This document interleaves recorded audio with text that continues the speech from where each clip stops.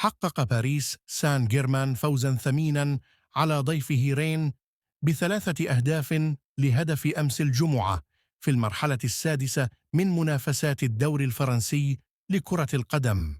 وبصم كل من برادلي باركولا في الدقيقة 30 و68، والكوري الجنوبي لي كانغ إين في الدقيقة 58 على أهداف الفريق الباريسي.